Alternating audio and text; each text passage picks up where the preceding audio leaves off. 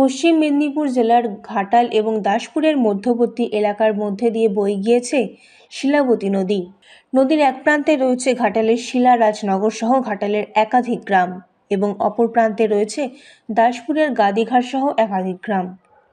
ঘাটাল এবং দাসপুরের একাধিক গ্রামের সংযোগকারী এই নদীর ওপরই রয়েছে এক বাঁশের সাঁকো।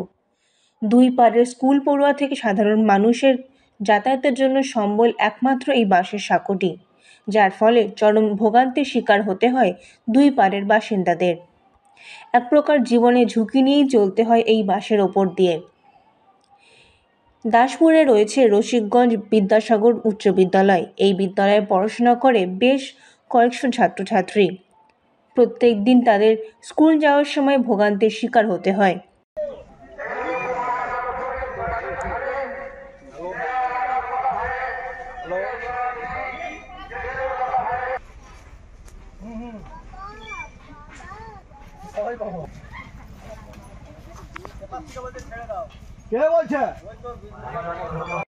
প্রচারের কাজে দীপক অধিকারী এলাকায় পরিদর্শনে এসেছেন।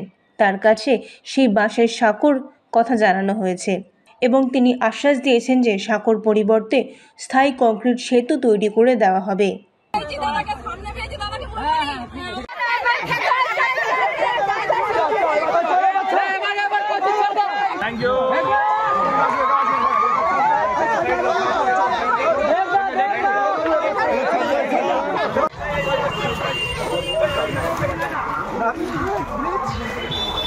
কারণ আমাদের এই রসিকগঞ্জ বিদ্যাসাগর উচ্চ বিদ্যালয় স্কুলে আমাদের অনেক জীবনের ঝুঁকি নিয়ে বন্যার সময় আমাদের এই নদী পার হয়ে যেতে হয়, আর ওখানে আমাদের অনেকই জীবনের ঝুঁকি থাকে।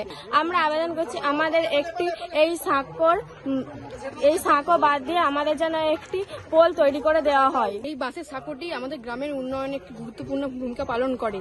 আমরা রসিকগঞ্জ বিদ্যাসাগর স্কুলের ছাত্রছাত্রী।